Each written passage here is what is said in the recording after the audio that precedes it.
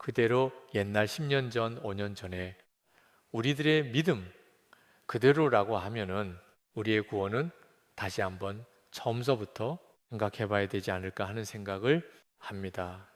참 재밌는 일이 한번 있었는데, 이제 기도원의 제 방에 있는데 거기는 문이 좀 어른어른 유리로 돼 있었습니다.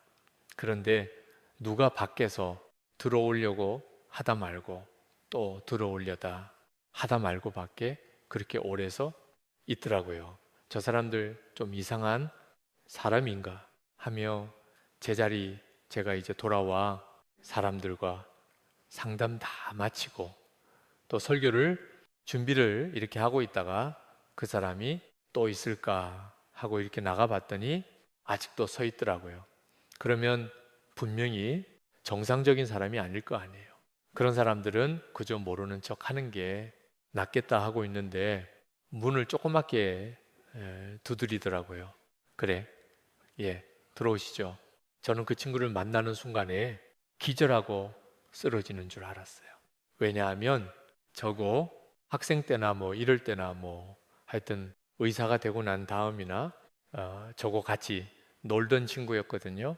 같은 의사였습니다. 그러니 얼마나 기절하겠어요. 사람들이 제 정체에 대하여 아무도 몰라요.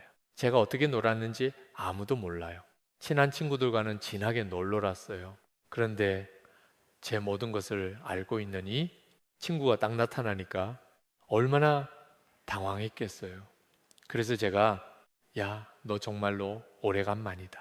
아니, 어떻게 여길 왔어? 하려고 이렇게 아니했더니 목사님, 저 누구입니다. 하는데 아, 저도 반말하려고 하다. 친구가 갑자기 이러니까 예, 할렐루야, 할렐루야, 예, 앉으시죠. 그리고 일단 앉혔습니다. 그런데 말도 안 되는 소리를 하는 거예요.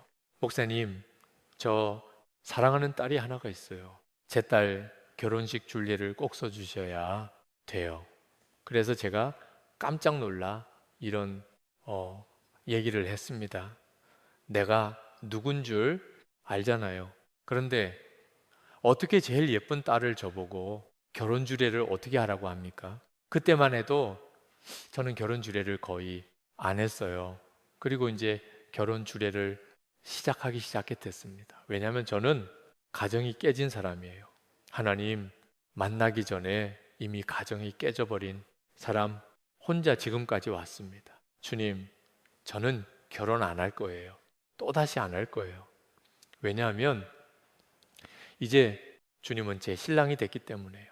그런데 39에 주님을 만나 감사하게 그 오랜 세월을 70이 되도록 이렇게 그냥 아직도 혼자 지내고 있습니다. 그런데 저는 가정이 하나님 만나기 전이지만 깨졌지만은 나는 절대로 불행하니 가정을 겪은 나 같은 사람은 절대 누구를 행복한 결혼을 주류해 줄 수 없어. 아무도 안 해줬어요. 그 오랜 세월 동안에요. 그런데 우리 아이 하나가 결혼을 하게 됐습니다. 같이 사는 아이가 밤에 이제 다른 목사님이 해주기로 했는데 얘가 밤에 들어와서 울더라고요.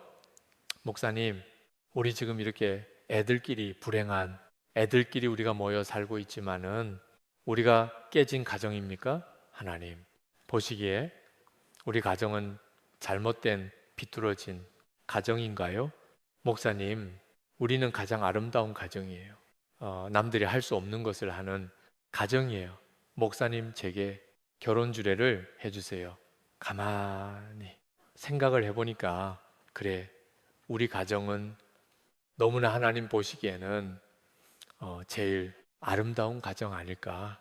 비록 세상적으로는 우리가 비록 실패한 그런 내가 가정이었지만은 그러나 지금 이 실패한 아이들과 함께 살아가는 최선을 다하여 살아가며 여기서 주의 종들도 나올 거고 선교사도 나올 거고 수도 없는 많은 아이들 귀한 믿음의 길을 걸어가느니 아이들이 있는 이 가정이 잘못된 가정일까 생각해 보니까 아니었어요.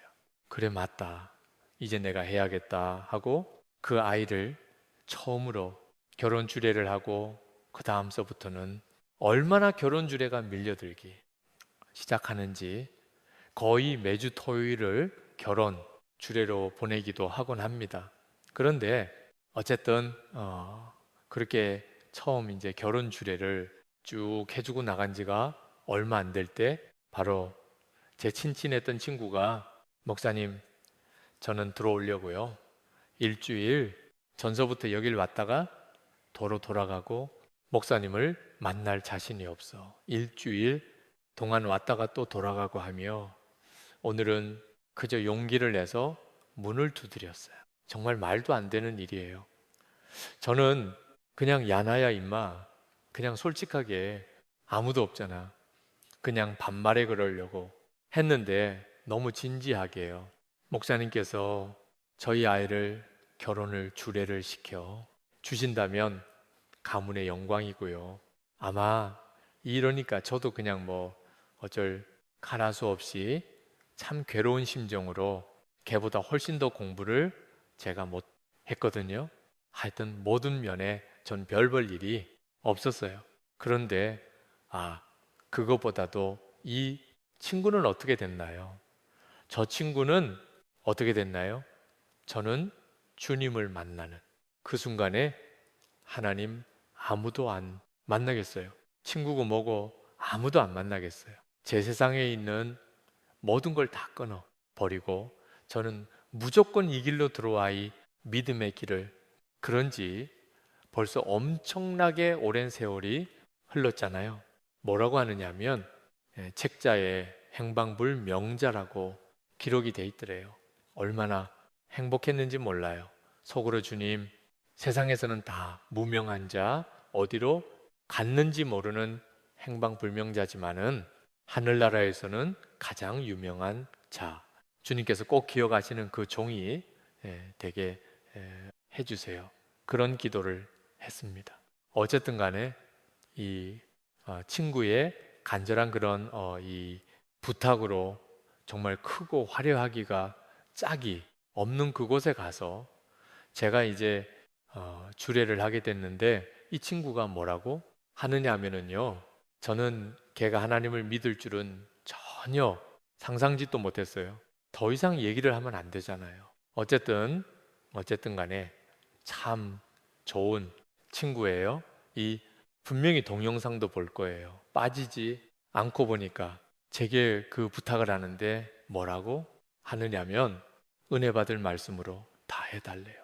서울에 있는 큰 아름다운 호텔이었어요. 그래서 이제 그래 그냥 부흥 집회식으로 해버려야겠다 하고서 이제 처음서부터 좀 강하게 이렇게 나가는데 어쩌면 신부 측 부모님은 그렇게 처음부터 끝까지 울고 있더라고요. 저는 그때도 참 어렵게 살았습니다. 그런데 이 친구가 가끔 가다 만나자 그래요. 만나면 주님 애들 학비를 좀 주셔야 돼요. 애들 학비가 얘도 다 모자하잖아요. 그러고 있으면은요, 이 친구가 만나자고 해가지고 봉투에 2천만 원을 넣어주는 거예요. 너무 놀랐어요. 그리고 또 이제 뭐 기도할 때 또 이렇게 되면은 또 와가지고 봉투를 이렇게 주고 가기도 하고요. 정말 모든 어려운 고비고비 때마다 그 친구가 저를 그렇게 도와줬던 그런 기억이 나요. 이 친구의 말 한마디. 목사님은 주님을 만나 이제 거듭났잖아요. 귀한 길을 걸어가려고 애를 쓰잖아요. 옛날에 무슨 소용입니까? 목사님은 이제 거듭난 귀한 주의 종이 길을 걸어가시는 분이에요. 그 얘기를 듣는데요. 힘들고 지칠 때마다 그래 나는 거듭난 종이야. 때로는 나 같은 게 무슨 거듭난 종일까? 그러나 예전에 내가 살던 그대로 살아간다면 제가 거듭난 사람이겠습니까? 너무 감사한 일이 하나가 있어요. 그것은 다른 게 아니라 이 믿음의 길을 이렇게 지나가며 내가 왜 주님 만나기 전에는 그렇게 말도 안 되게 살았을까? 그 가치관이 왜 그렇게 유치하기가 짝이 없었을까? 또 이제 이만큼 지난 다음에는 작년에는 내가 왜 그랬을까? 아니, 내가 미친 거 아니야? 이 일을 이렇게 해결해야 하는데 살아있는 믿음은요, 제가 그렇다고 하는 게 아니라 날마다 거듭나고 새로워지고 주님 앞에 가까이 가면은 예전에는 죄라고 생각하지도 않던 그 죄들이 크게 다가온다는 거죠. 주님께 가까이 가면 가까이 갈수록 화하게 내 속이 다 비춰지니 예전에는 생각지도 않던 것들이 다 죄로 느껴져 고통스러운 삶을 살아가는 게 아, 이게 좁은 길인 모양이다. 우리는 이런 생각을 꼭 여러분들은 해봐야 합니다. 어떻게 하면 신앙생활 정말 잘 할까? 어떻게 하면 안전장치를 걸고 천국을 향하여 걸어갈 수가 있을까? 그런 생각이에요. 여러분들 정말 신앙생활이 뭔 줄 압니까? 내가 죽는 거예요. 날마다. 내가 죽는 거예요. 그런 희생을 하지 않고 나는 그 큰 것들을 그저 얻을 거야. 얻을 수가 없지 않습니까? 성경에는요, 너네들 신앙생활이라는 걸 어떻게 해야 되는지 아느냐며 대충 얘기하지 않았어요. 금송아지 편이든지 가려면 가라. 또 여호와의 편이든지 분명하게 분명하게 너희들의 그것을 결정을 해라. 뜨겁거나 차거나 해라. 미적지근하면은 내가 너희들을 토에 내칠 거야. 이 말씀을 드렸는지 모르지만은 어느 날 제가 기도하고 있었어요. 시간이 좀 된 얘기입니다. 간절하게 기도하고 있는데 기도가 잘 되는 거예요. 그런데 자꾸 까박까 이상하게 정신줄이 나지는 거예요. 이상하게. 너무 놀랐어요. 왜? 이럴까? 내가 지금 내 출혈이 일어나려고 하나? 가서 세수를 했어요. 괜찮더라고요. 또 앉아서 무릎을 꿇고 기도하는데 또 그러는 이거예요. 몇 번을 이렇게 하다가 몰라 하고 기도를 했어요.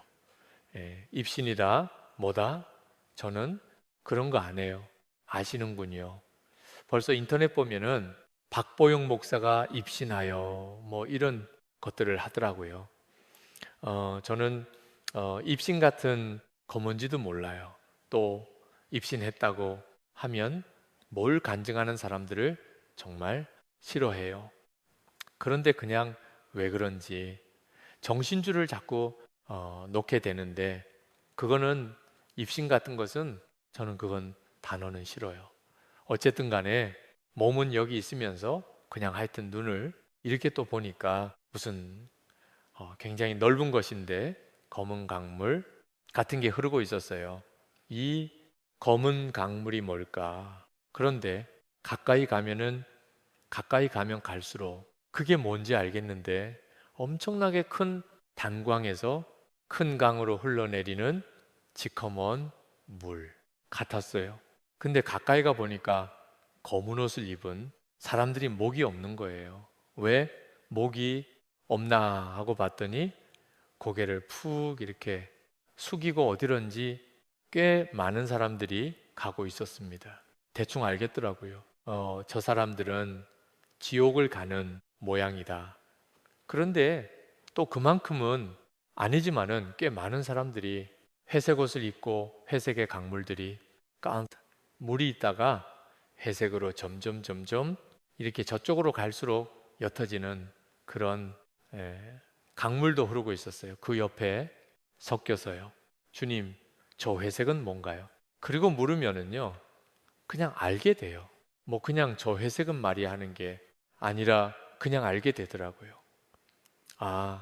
예수를 안다고 하지만은 그러나 전혀 구원받은 믿음의 삶을 살아가지도 않고 그런 예배도 드려본 적이 없는 사람들. 모든 것들은 다 지식적으로는 알지만은 정말 내 죄를 주님 십자가 밑에서 회개하고 구원받은 믿음의 자녀가 되어 당연히 가야 할 성경에서 말씀하고 있는 좁은 길, 귀한 믿음의 길, 그 길을 걸어가지 못한 사람들이 또한 회색 옷을 입고 그 길을 그렇게 흘러가고 있었어요. 제가 볼 때 주님께서 주시는 마음은 가장 불행한 사람이겠다. 검은 옷을 입고 저렇게 목이 없는 것, 같이 고개를 숙이고 어디로 가야 할지 이미 다 알고 가는 사람보다 더 불쌍한 사람은 예수님을 알아요. 구원은 어떻게 받는다는 것도 알아요. 어떤 길을 어떻게 순종하며 걸어가야 그 구원의 길들을 우리는 잘 걸어갈 수 있다고 하는 걸 알면서도 끝까지 가지 못한 사람들, 우리 신앙의 선배들의 이런 사람들이 얼마나 많겠어요. 이 가운데 천국 가는 사람들 다 천국 간다면 얼마나 할렐루야겠어요. 주여, 구원을 얻을 자의 수가 적으니까 주님은 이렇게 말씀하세요. 좁은 문으로 들어가기를 힘쓰라. 너희들이 들어가기를 힘써도 얻는 자가 적으리라. 힘을 써도 얻는 자가 적다고 하셨어요. 공짜로 들어가는 것이 아니에요. 이 티켓 저 티켓 받아가지고 가는 것이 아니에요.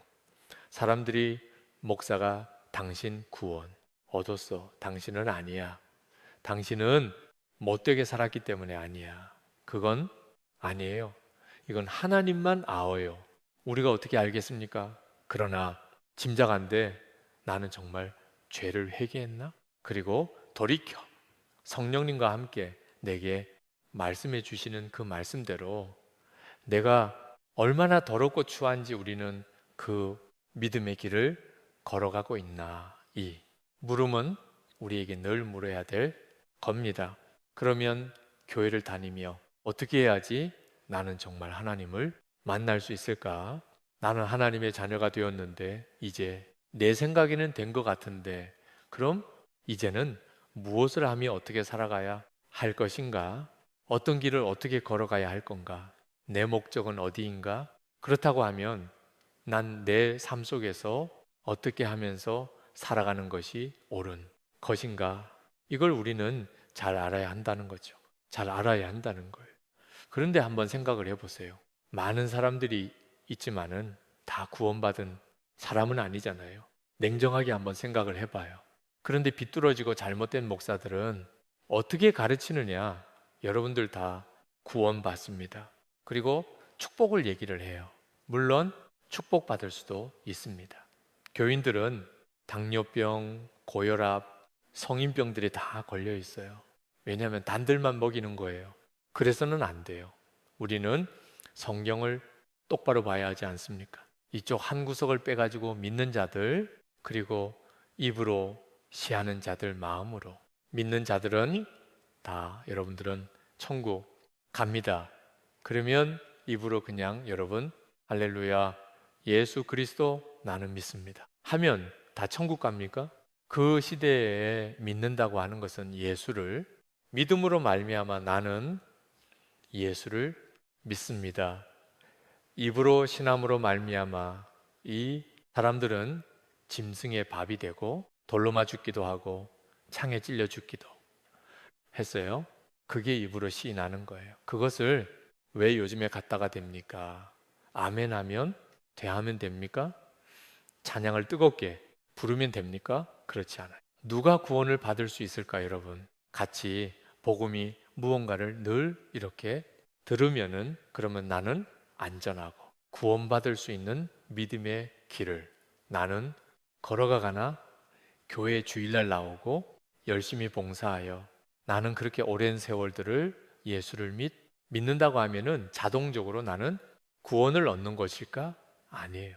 뜨거운 마음이 있어야 돼요. 간절한 마음이 있어야 돼요. 제 자랑 같아서 좀 못하지만은 저는 주님을 만나는 바로 그 순간이 있었습니다. 그 순간에 저는 잘 살았어요. 왜냐하면 제가 잘 산 게 아니라 저는 결혼도 그렇게 하고 해가지고요. 많은 거를 가질 수 있었어요. 나는 성공했구나 생각했습니다. 주님을 만나는 그 순간에 이게 다 쓰레기더라고요. 주님, 저에게 종이라고 하시는데 저는 무조건 거길 갈게요. 제가 혐오하고 싫어했던 게 있습니다. 우리 아버지 그렇게 부끄러웠어요. 아버지가 학교에서 이제 오면 야야네 아버지, 간단 내 아버지, 그러면 무명조거리에 까만 치마리 입은 전도 부인이라고 있었습니다. 여자들에게 둘러싸였어요.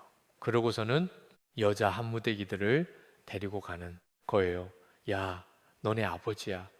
너네 아버지, 야, 너네 아버지 왜 여자하고만 다녀? 정말 얼마나 창피한지요. 저는 그런 삶을 안 살기로 결단을 했어요. 나는 멋있는 삶을 살지. 나는 저렇게 안 살 거야. 그리고 밖에 나가기만 하면 애들이 놀리기 시작을 해요. 노래를 불러요. 목사가 방구를 낄 적에 뽕 조금만 참으면 될 것을 삐익 기어끼고야 말았네. 북들이 나가기만 하면 합창들어 하는데 성도님들은 웃지만은 저는 미쳐버릴 것 같았어요. 죽어버리고 싶었어요.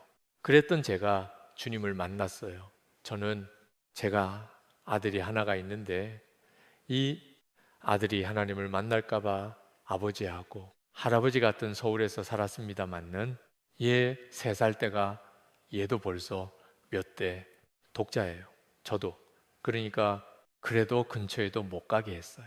말도 안 되잖아요. 같은 서울에 살며 어떻게 할아버지? 한번 징조 할아버지도 살아계신 할아버지도 어떻게 다 안 보일 수가 있습니까? 나중에는 안 되겠으니까 할아버님이 이름을 적어 오셨더라고요. 그래도 내가 진 이름으로 이 아이를 올려야 하지 않아. 얘는 우리 또 창손이니까. 얘 찢어버렸어요. 예수의 물을 들까봐 얘가 3살인간의 살까지 우리 어머니 아버지 아무도 못 만났어요. 그만큼 싫었습니다. 그랬던 제가 하나님을 만나고 그 다음에 목마르기 시작한 거예요. 어떻게 하면은 그럼 내가 어떻게 예수를 믿어야 할까? 그래, 다 풀어버릴 거야. 그래, 다 던져버릴 거야. 이 쓰레기들을 내가 왜 붙들고 있었지? 어떻게 이게 내 자랑이었지? 다 찢어버리고 가지고 있던 거 다 팔아. 가난한 사람 다 나눠줬어요. 그리고 이 길 걸어왔어요. 무작정이 이 길 걸어왔어요. 어떻게 가는 건지도 모르며 참 별 일들을 다 하며 저는 이 길을 걸어왔어요. 한 가지 그렇게 매를 맞고 그렇게 별의별 일이 있어도 이 길을 걸어간 건 저는 다른 이유 아니에요. 난 주님의 종이니까 얼마나 기가 막힌 일을 많이 당했는지 몰라요. 매도 엄청나게 맞고요. 몸도 죽어가기도 하고 하도 그런 일을 많이 당하니까 우리 아이 케냐에서 이 설교들을 겁니다. 케냐에 있는 선교사로 나간 그 아이도 어려서부터 같이 데리고 살았습니다. 그런데 이 아이는 제가 몇 개월 전에 이 아이를 데리고 안성을 갔었어요. 참 그립잖아요. 왜? 옛날에 애들하고 같이 살던 것이 그립잖아요. 그래서 이 아이를 데리고 가는데 목사님, 저 자리 기억나세요? 그게 무슨 자리니? 목사님, 매 얼마나 맞았어요? 저기서요. 우린 화가 나가지고 어렸을 때요. 가가지고 싸우려고 해도 우리는 힘이 없는 어린아이들이었잖아요. 지금도 생각해보면 저 자리 저곳을 보면은 정말 떨려요. 몸이 떨려요. 목사님, 나는야. 너무 그런 일들이 많아. 나는 기억나지도 않아. 목사님 바로 저기였어요. 그래요. 너무 제게는 많은 일들이 너무 많았습니다. 얼마나 힘든 일들이 있었는지요. 그렇게 힘든 일들과 몸도 죽어가며 매도 여기저기서 맞아가며 그래도 전도는 꼭 했어요. 전도하다 맞았거든요. 전도를 하다가 이렇게 돌아매고 들어오기도 하고 먹을 게 없어서 물 먹고 그저 드러누워 지쳐 자기도 하고요. 그런데 어느 날 전도를 하러 나가는데 아무 일도 없었어요. 슬픈 일도 매 맞은 그것도 매 맞는 것도 없고 모욕당한 것도 없는데 갑자기 길거리를 가다가 통곡수 통곡이 나오더라고요. 저는 사람들을 많이 의식하여 수건을 꺼내서 얼른 얼굴을 가리고 입을 가리고 어디로 피해 들어가야 했어요. 왜냐하면 통곡이 나오니까. 그래, 이렇게 보면 뛰어가 골목담 있는 데가 가지고 붙들고 있는데 어지럽더라고요. 그렇게 우니까 어지러워서서 있을 수가 없었어요.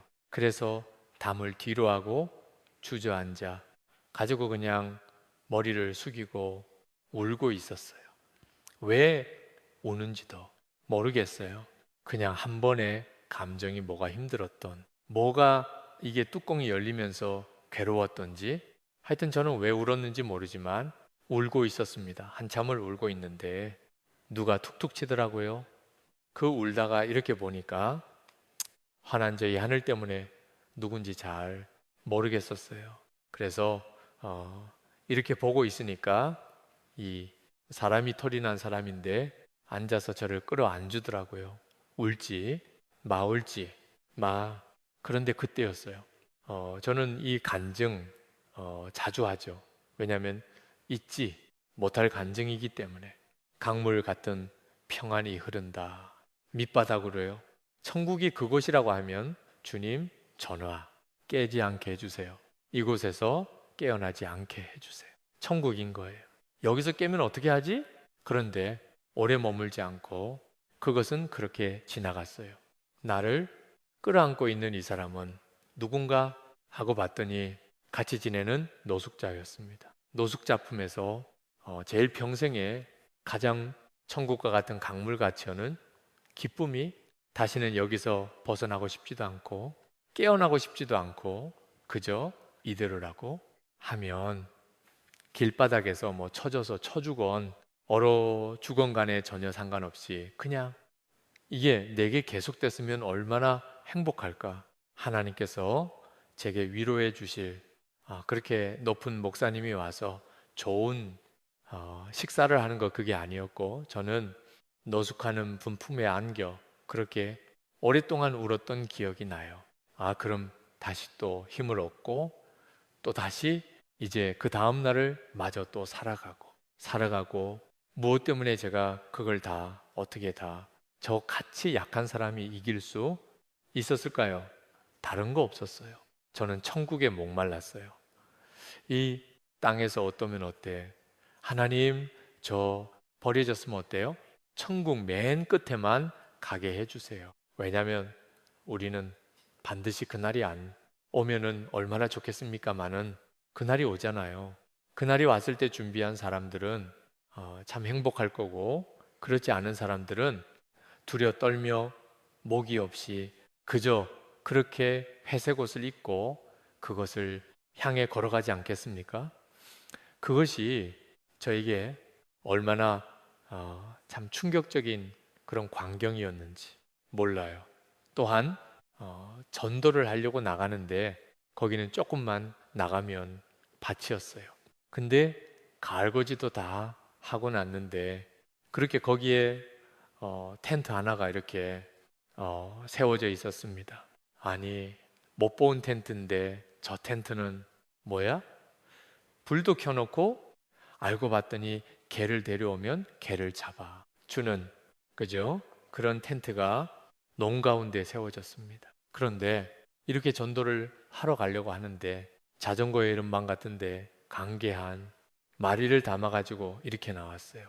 그래서 이 철장을 내리고 이 아저씨는 자전거의 뒤에 망에다가 태워 가지고 온 자 이걸 내리고 그 다음에 개를 나오라 그러는데 안 나와요. 그러니까 이렇게 끈을 잡아가지고 개 목줄을 잡고서 당기니까 개가 겨 나오는데 이를 드러내고요. 이 사람이 주인인지 뭔지 모르지만이 사람을 물려고 두니까 아저씨 하면서 이렇게 멀리 줄을 대고 줄을 멀리하고 아저씨를 부르니까 장화를 쉬는 작기가 작은 아저씨가 목장갑을 끼고 나오더라고요.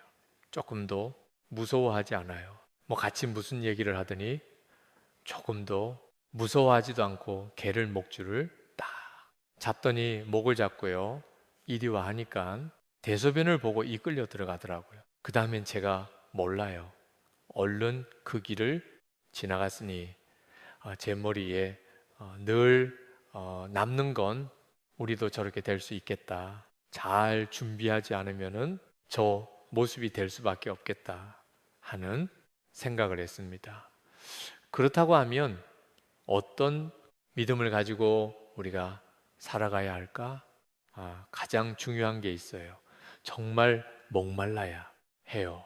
간절해야 돼요.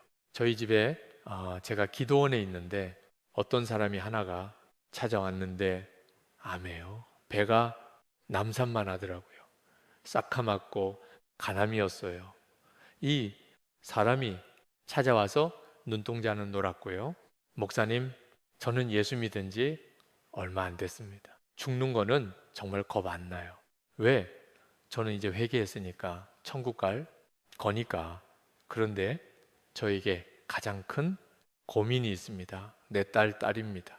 목사님, 내 딸은 태어나면서부터 지적 장애를 입었습니다. 엄마는 도망갔고요. 얘는 내 생명과 같은 아이예요. 그런데 뒤처리도 못합니다. 목사님께서 이 아이를 맡아주신다면 자기는 천국에 올라가. 목사님을 위한 중보를 엄청나게 할 거래요. 내 딸도 기도할 거고 예수님께 우리 목사님 좀 기가 막힌 아름다운 목회를 하게 해 달라고 내가 기도할 거래요. 그런데 얘를 데려오면은 선생님 하나를 붙여야 되잖아요. 아무것도 못하는 아이, 우리에게 너무나도 힘든 일이에요. 건강한 아이들도 이렇게 걔네들도 여러 명, 지금도 여러 명 있습니다만은 얘네들도 정말 참 힘든데요. 얼마 전에 7살짜리가 하나가 왔는데 이거 좀 그래요. 이 아이도 ADHD구나. 얘도 또 얼마나 많은 세월들 주님의 은혜를 입어야 또 귀한 아이가 될까. 뭐 이렇게 좀 힘들어요. 그런데 이렇게 직접 장애를 입은 애가 들어오면 어떻게 할까 하는데 저를 위하여 예수님께 간절하게 천국에서 그렇게 졸르고 기도한다는데 이거 마다할 바보가 어디 있겠어요? 야, 그러면 얘야 염려하지 마세요. 우리가 최고로 키울 테니까 그 약속 꼭 지켜야 돼요. 예, 알겠습니다. 아이는 우리 집에 왔고요. 그리고 이 아버지는 얼마 있다가 바로 수천을 했어요. 아무것도 못하던 아이가 이제는 제가 전체를 타고 마음대로 가고 싶은데 서울이고 뭐고 어디고 뭐 다니는 애가 됐고 늘 하루에 한 번씩 목욕을 하고 또 우리가 1년에 한 번씩 12월 달 후반전에 홈커밍 데이라고 합니다.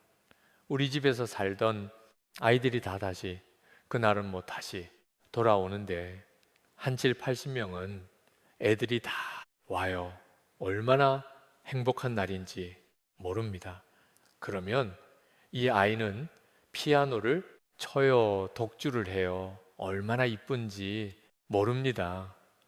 그런데 이제 이 아이가 컸고 이제 살이 됐고 이제 자기 할 일 다 할 줄 아니까 이제는 어머니 품으로 바로 얼마 전에 돌려보냈습니다. 행복하게 사랑받고 이제는 살 수 있겠구나. 자기가 모든 일들을 다 할 수 있으니까요. 이 아버지의 간절한 그런 간절함이 없었으면 그 아이를 우리는 받을 수가 없었어요. 아버지가 그렇게 죽어가며 나는 죽음 두렵지 않습니다. 이 아이가 어떻게 되는가가 두려워요. 마토만 주신다면 생명을 다하겠어요. 그러니 그런 마음으로 간절한 마음이 제게 와 닿더라고요. 그래서 그 아이를 잘 만들어 어머니의 품에 다시 돌려보냈지 않겠습니까?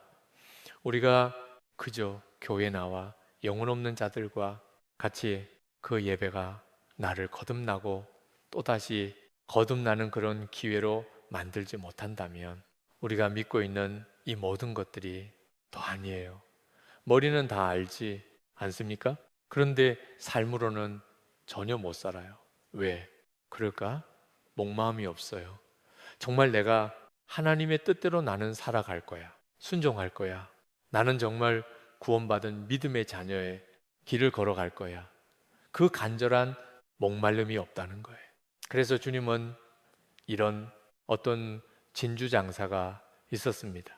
이 장사가 좋은 진주를 구하려고 뭐 동남아, 홍콩, 대만 뭐 이쪽 같은 뭐 멕시코까지 가가지고 싹 다 뒤졌어요. 그래도 없는 거예요. 그런데 어느 날 저 추운 구석으로 갔다가 기가 막힌 생전에 보지도 못했던 진주를 가지고 애들이 노는 걸 봤습니다.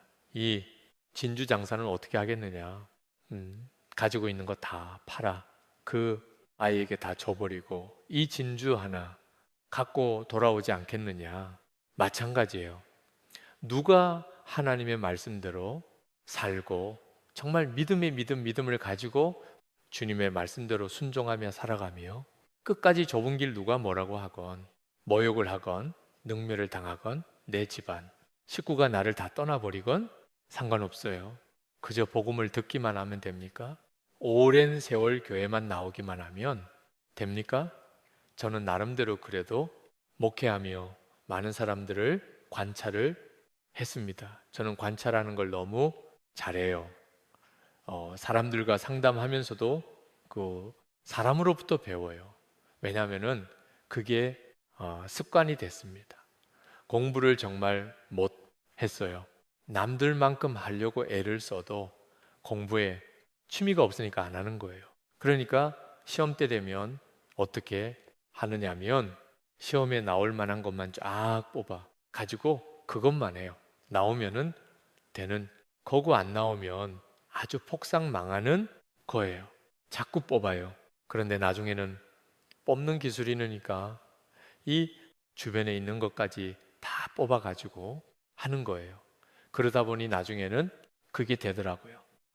겨우겨우 따라갈 수 있는 거예요. 남들 2시간 공부하면 저는 3시간을 해야지만 이 남들만큼 따라가요. 여기 이게 잘 받쳐주지 않았던 거 같습니다. 그건 사실이에요. 사람들이 그래요. 이 설마 근데 그 진짜 그랬는데 뭐 그게 열등감이었는데 어떻게 합니까?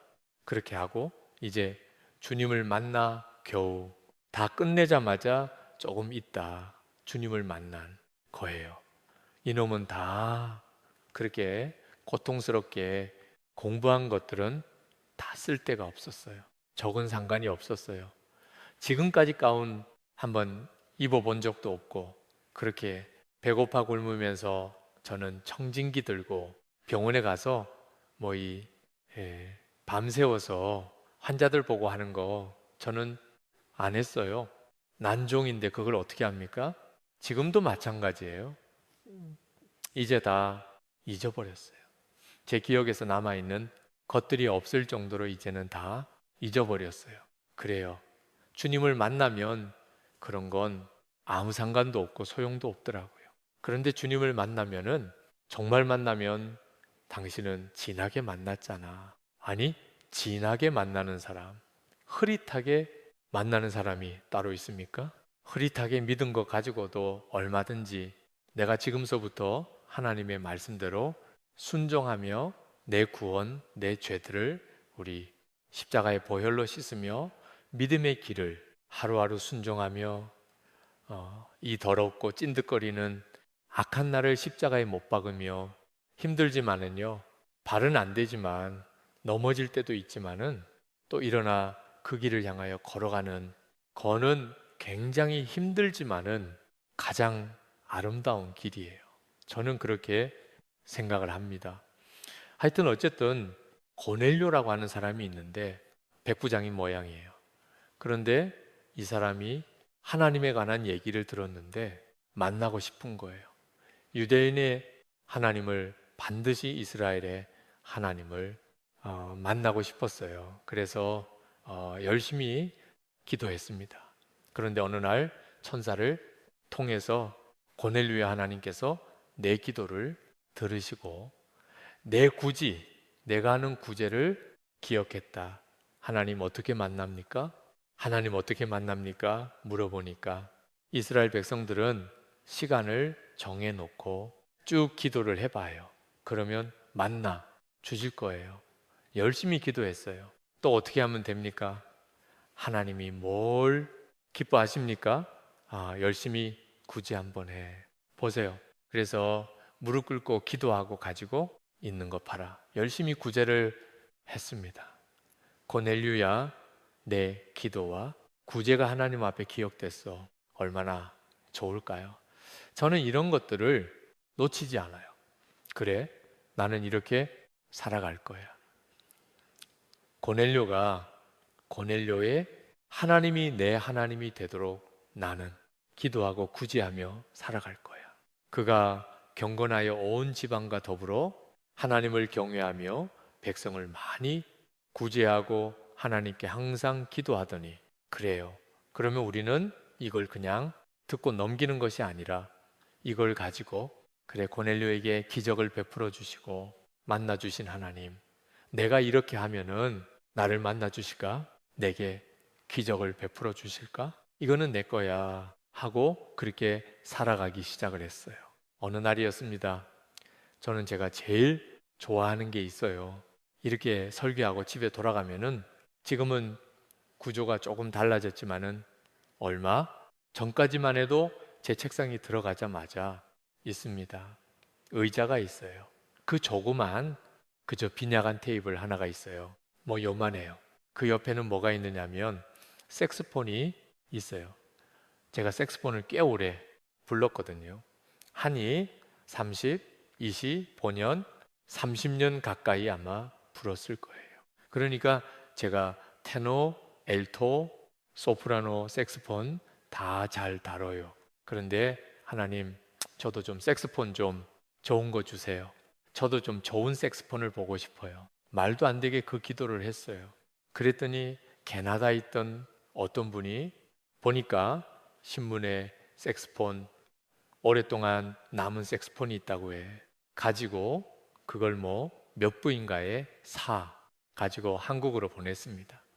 저는 그걸 열어보는 순간에 기절 초풍하는 줄 알았어요. 왜냐하면 색스폰 중에 제일 비싸고 좋은 게 1960여 년서부터 뭐고 70년 전후에 그때 만들어진 셀마라고 하는 게 굉장히 비싼 거예요. 그건 구하기도 어려워요. 봤더니 할아버지가 그저 젊었을 때 색스폰 그때 사놓고 이게 잘 소리가 안 나니까 벽장에다 놔두고 오랜 세월 있다가 이제 자기 인생도 정리할 겸 벽장도 정리하다가 보니 옛날에 불던 색스폰 재미도 없어가지고 쳐박고는 색스폰이 거기 있었어요. 그래 신문에 내서 1,000불인가 뭐 얼마에 갖다가 팔아버린 거예요. 그게 캐나다에 있던 색스폰이 제게 돌아올 줄은 몰랐어요. 와, 주님은 살아계시네. 보낸 분도 깜짝 놀랐고 받은 저도 깜짝 놀라. 저는 이 색스폰을 항상 제 의자 옆에다가 항상 놓고 교회에서 스트레스 받고 집에 들어가면 이제 이걸 색스폰 한번 또 쫙 한번 나 같은 죄인도 부르고 하여튼 뭐 그냥 이렇게 하는 그 내 사랑하는 색스폰이 있었어요. 그런데 어느 날 제가 집회를 갔는데 집회를 가야 했습니다. 일부러 그곳에 갔어요. 장애우들과 지적 장애 입은 사람들 그저 한 10명 되는 가난하기가 짝이 없는 교회 11시 예배를 제가 가게 됐습니다. 장호원이라는 곳이요. 그런데 헌금할 게 없는 거예요. 하필이면 그게 자꾸 눈에 띄는지요. 그 색스폰이 비싸니까 아예 아니야. 저건 말도 안 돼. 이거 뭐 성령님 가만 아니야. 이거 아니야. 아니야. 이건 너 왜 그 쓸데없는 생각을 해? 그게 어떤 건데? 그리고 딴 것들을 봐도 눈에 들어오지 않고 돌아가면 그거 하고 또 저걸 팔아서 뭐 이런 쓸데없는 생각이 자꾸 드는데 이거 성령님이 주시는 거면 어떻게 하지? 에라, 모르겠다. 그리고 우리 아이한테 야, 저거 인터넷에 한번 올려봐. 빨리빨리 팔아. 난 이제 곧 가야 하니까 그리고 팔았어요. 그리고 저는 그 돈을 가지고 다 갖다가 장애우들하고 살고 하는 가난한 그 목사님에게 다 헌금을 했어요. 이 목사님이 충격을 받더라고요. 자기가 많은 빚을 지고 있었는데 목사님 못되니까 하나님 이거 좀 어떻게 이 부분이라도 해결해 주세요. 싹 다 아파버렸어요. 얼마나 행복해요. 그런데 문제는 집에 들어오면서부터 탁 나오느니 이 언어가 목사가 하지 말아야 할 이런 제기랄 아니 그걸 왜 팔아? 그 생각이 계속 나는 거예요, 그냥. 그리고 앉아도 허전하고 나가도 허전하고 들어와도 허전한 거예요. 그래, 이제 뭐 잊어버리고 이제 내 평생에 난 색소폰 불어. 이제 색소폰에 난 상처받았으니까 이제 안 불어 하고 있는데요. 갑자기 우리 방주교회 강태훈 목사라고 부목사가 있습니다. 그 부목사가 뭐라고 저에게 전화하느냐 하면 어떤 목사님 색소폰 파셨죠? 어떻게 알아? 어떤 성도가 그 색소폰을 사가지고 자기를 주더래요. 꼭 은퇴한 다음에 들려야지 또 팔아먹는다. 보니까 제가 불부는 그 색소폰 그거인 거예요. 그게 쉽게 나오진 않잖아요. 그러면서 꼭 은퇴한 다음에 드려야지. 미리 드리면 절대로 안 되니 은퇴한 다음에 드려라 하고 그 색소폰을 가져왔더래요. 그래서 그 색소폰을 은퇴한 다음에 드려야지 하고 있는데 이 집이 혼나라당 불이 나버린 거예요. 세상에. 그래가지고 에어컨도 다 휘어져 가지고 다 녹아버리고요. 남아있는 불이 나는데 강 목사가 제일 걱정되고 두려웠던 게 색스폰이랍니다. 그래서 소방관에게 물어봤대요. 저 정도 불려면은 색스폰이나 뭐 아가 다 녹아버려요. 여기 지금 이게 여기 이 온도가 얼마나 되는데 여기서 아무것도 못 구해냅니다. 다 끝났습니다. 그리고 온통 물투성인 그곳을 들어가 봤대요. 들어가 가지고 이제 제 그 겉이 이제 비닐로 돼 있잖아요. 통 케이스가 왜 비닐로 약간이 얇게 이렇게 쌓여 있지 않습니까? 그리고 나머진 통이고요.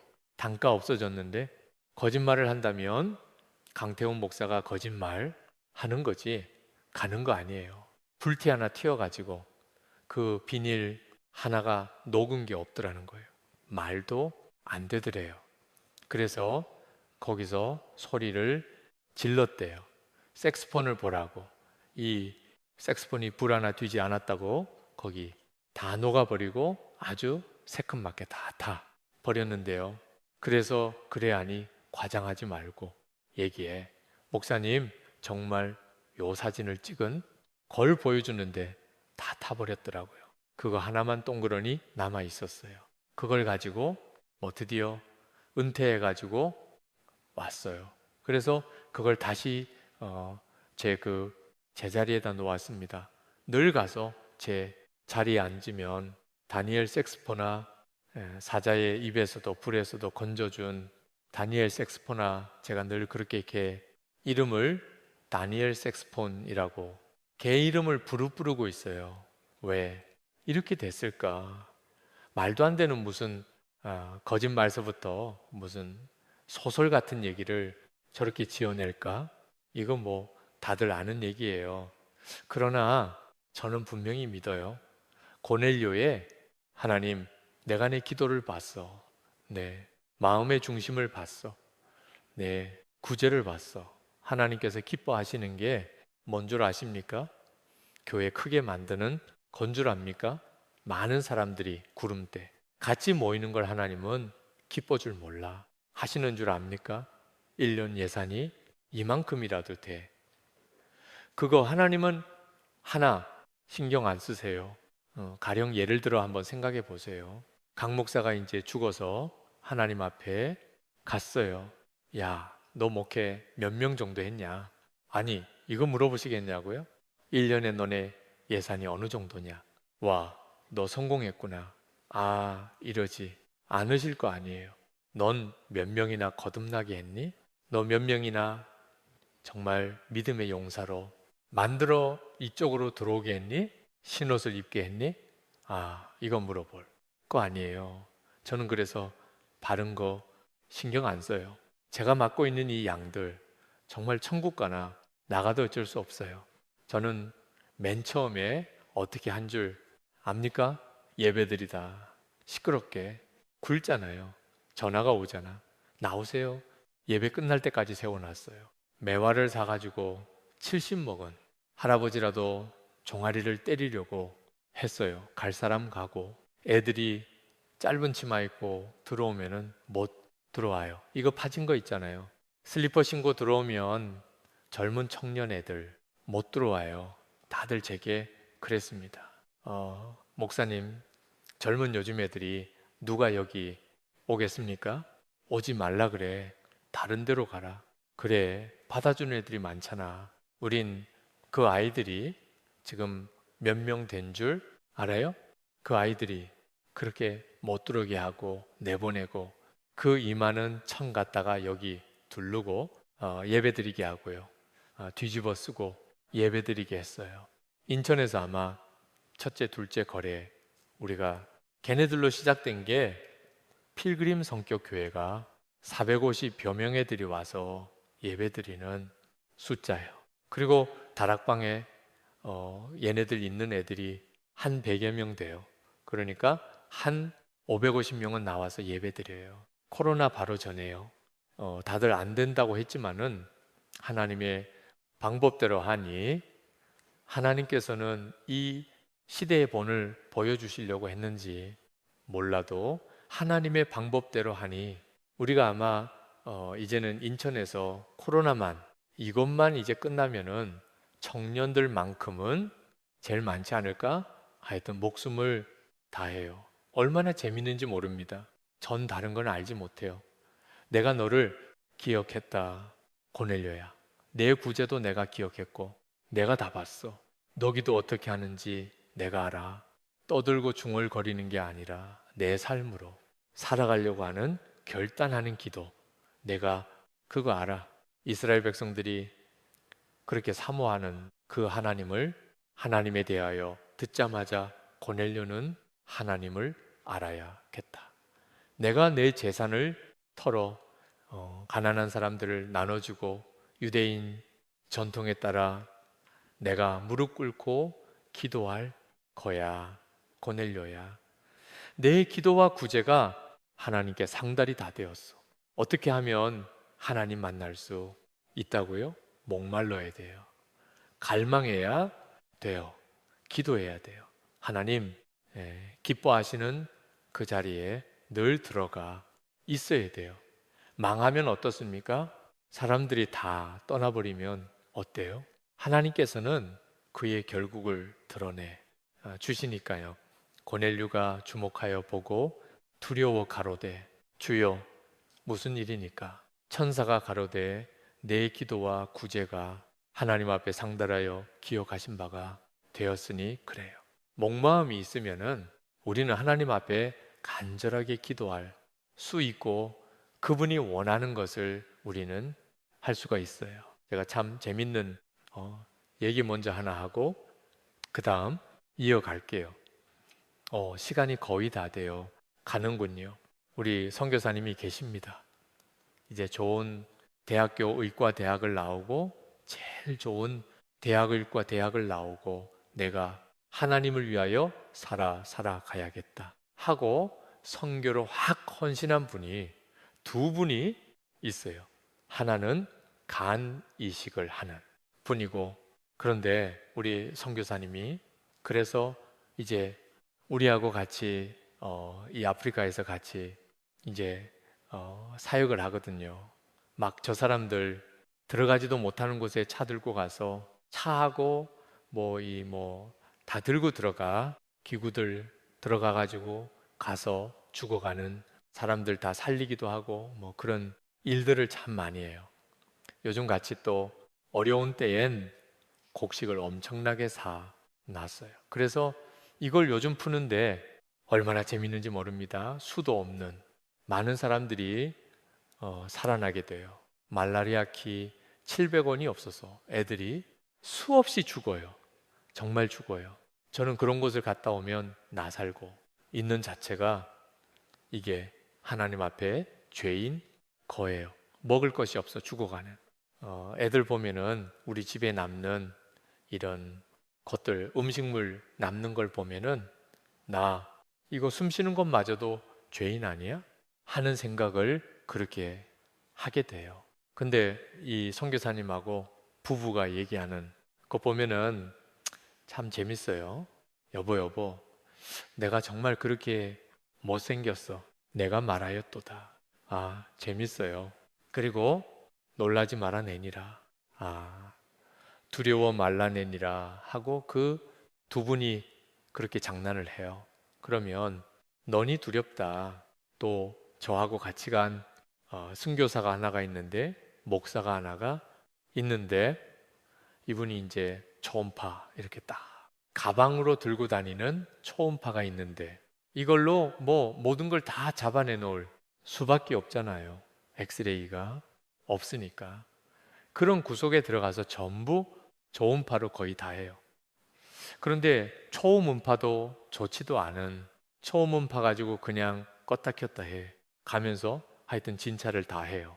그러니까 그 목사가 성교사님 저도 이걸 좀 가르쳐 주세요. 그러면 저도 다 결국은 볼 수가 있지 않습니까? 그러니까 뭐라고 하느냐면 내가 어려운 것을 구하는도다. 참 얼마나 재밌게 살아가는지 몰라요. 아무것도 없어요. 척박하게 살아가요. 삼성의료원에서 남으라고 해도 모든 거 다 버려놓고들 다들 그렇게들 들어왔어요. 큰 것들, 많은 것들을 소유하고 기쁜 것이 아니라 아무것도 없어도요. 그래도 그렇게 기쁘게 살아가는 그것이 행복이니 사람들 보면 세상에서 제일 행복한 사람들은 저 사람들 아닐까 하는 그런 생각을 해요.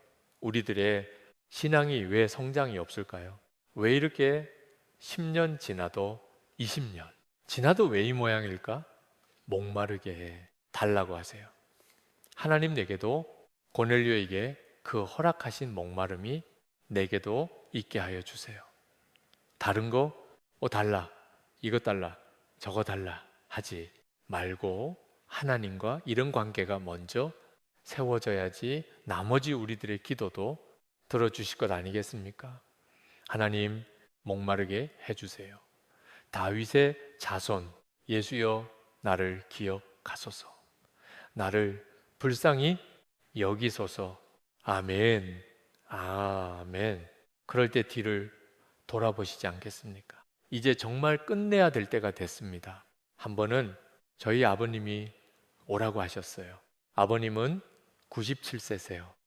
얼마 전에 넘어지셔서 여기 다 뼈가 골절이 되고 심장에 뭐 이렇게 뭐가 물도 차고 하여튼 이제는 준비를 해야겠구나 하는데 그렇게 힘들어서 말도 못 하시면서 지금은 때가 아니야.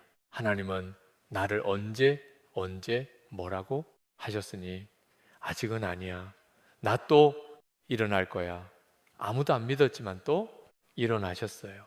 한 번은 제게 오라고 하여 이렇게 말씀하셨습니다. 박 목사, 노루를 잡을 때 어떻게 하는 줄 알아? 글쎄요. 개들을 풀어놔. 그러면서 깽가를 치면서 밑에서 개들을 풀어놓고 사니 밑에서 위로 개들을 몰아가.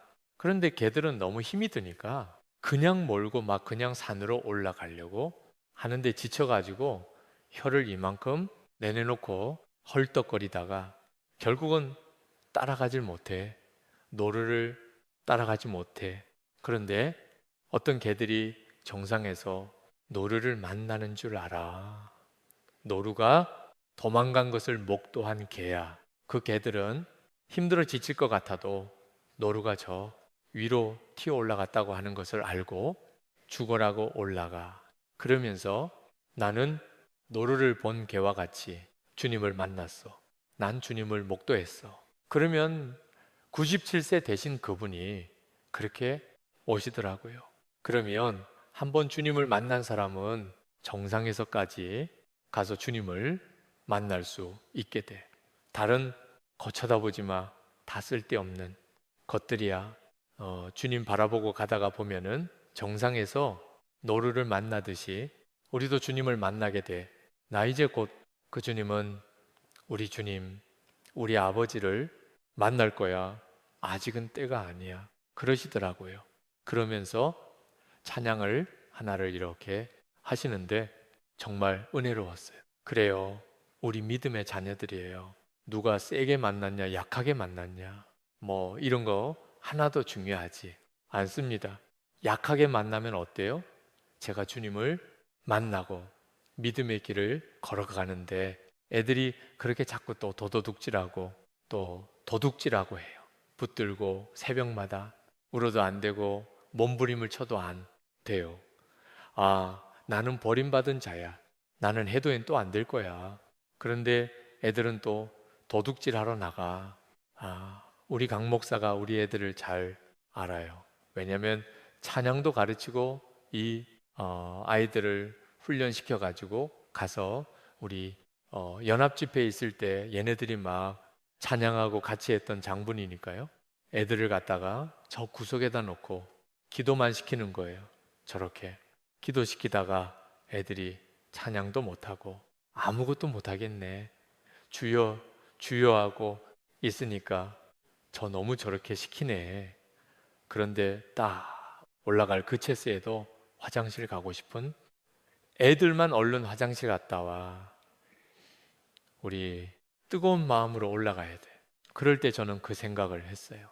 아, 정말 애들에게 최선을 다하여 하나님 은혜만을 끼치게 하는구나. 그때 많은 목사들이요, 스타 탄생이라고 얘기를 했어요. 스타 탄생이다. 강 목사, 박보영 목사의 자애들, 정말 우리 지방의 스타 탄생이 됐다고 했어요. 그 아이들이에요. 걔네들은 도둑질하는 애들, 나가서 또 도둑질하고 빚이 방해가 있고 노름하고, 애들은 사창 가고 그 돈 가지고요. 그리고 떨어지면 다시 들어오고요. 안 되겠어서 이마는 쇠파이프 같은 거 하나 갖다 놓았어요. 애들에게 전역 한번 해본 적이 없으니까. 그리고 한 아이를 놓고 있는 힘을 다시 때렸습니다. 아, 목사님이 저 때리려고 좀 때려주세요. 그런데 정말 굉장히 세게 때렸어요. 애가 넘어지더군요. 막 뒹굴더라고요. 너희들이 이렇게 나를 한 대씩 때려야 돼. 10대씩 때려야 돼. 그렇지 않은 애들은 나가라. 다시는 안 보겠다. 그 문매를 맞기 시작을 했어요. 얼마나 맞았는지. 그런데 한 아이가 이렇게 해가지고 여길 때려야 하는데 올려가지고 세게 9대 때리다가 10대째 설설 때리면 다시 때려야 해. 세게 하니까 때린다는 게 허리 밑에 꼬리뼈를 때렸어요. 전 애들에게 당당하거든요. 죽을 것 같아도 애들에겐 당당했어요. 그런데 저도 모르게 쓰러져서 소리를 지르고 있더라고요. 근데 이 하반신이 다 저리기만 했어요. 감각도 없고 아픈 것도 없고 저리기만 했어요. 그래, 저는 의사였으니까 발가락을 이렇게도 전혀 이게 뭔지도 모르겠더라고요. 하여튼 애들에게 일단 이렇게 세워가지고 저는 엎드려 나무짐에 다 맞았어요. 한 100몇십 대 맞았던 것 같아요. 저는 일어설 수가 없었어요.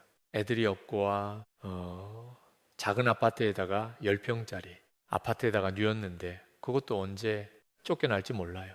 너무 감사한 일이 있었습니다. 조변이 나온 줄 모르겠는 거예요. 너무 감사한 게 새벽이 되자 미친 듯이 애들이 기도를 했어요. 막 하나님, 제발 우리 목사님 살려달라고요. 밤에는 교회 가서 기도하고 애들은 새벽이 되면은 그렇게 잠이 많은 애들, 눈을 못 뜨는 애들이 간절하게 막 증거중 뛰며 기도하고 나면 눈물 닦는 당번들이 있었어요. 아프리카 간 우리 김성준 선교사가 늘 그 얘기를 해요. 쟤네들은 무슨 죄가 저렇게 많아? 저렇게 울면서 기도할까? 평생 휠체면 어때요? 평생 일어나지 못하면 어때요? 애들이 울잖아요. 애들이 이제는 믿음의 길을 걸어가겠다고 저렇게 하나님 앞에 발짝발짝 뛰며 결단하지 않아요? 맞아요. 걔네들이 선교사가 됐어요. 튼전 다른 거 알지 못합니다. 아까 강 목사와 이런 얘기를 같이 했습니다. 어떻게 해야 교인들이 변화되는 줄 알아? 설교 가지고 안 돼. 해봐야 제자리야. 아무리 불같은 기도해도 안 돼요. 성령님이 함께하여 주셔 하고 만져 주는 게 1번이고 그 다음은 내가 먼저 살아가는 거야. 하나님의 말씀대로 내가 먼저 살아가는 거야. 기도의 통지들을 모으고 같이 살아갈 사람들을 모으고 그래서 나가서 노숙하는 사람들 끌어안고 기도하고 대변인 흘려 들어도 이 영혼이 불쌍하여 같이 끌어안고 기도하며 믿음의 용사들 키울 사람 있으면 나한테 보내. 우리 어떻게 노숙하는 사람들을 섬기고 있나? 우리 애들 새벽 3시에 일어나 그때서부터 하루에 저녁에 도시락을 만들어 다니며 그 사람들 다 나눠주는 것을 한번 보내보라 그랬어요. 주님 뭐 기뻐하실까요? 그래요. 고넬리가 주목하여 보고 가로되 주여 무슨 일이니까 천사가 가로되 내 기도와 구제가 하나님 앞에 상달하여 기억하신 바가 되었으니 이제 우리들이요 다른 것보다도요 좀 손해 좀 보면 어때요? 좀 억울하면 어때요? 입 좀 다물고 있으면 되잖아. 이제 우리들이 해야 될 건 주님께서 우리들의 기도를 들으시고 주님께서 우리들의 구제와 우리들이 살아가는 모습을 보시고 기뻐하시며 이 땅에서 응답을 허락하여 주시는 그 믿음의 길을 걸어가시는 귀한 우리 동역자들, 믿음의 용사들 되시기를 주님의 이름으로 축복합니다. 기도하겠습니다. 음악 해, 하하, 음악 해, 음악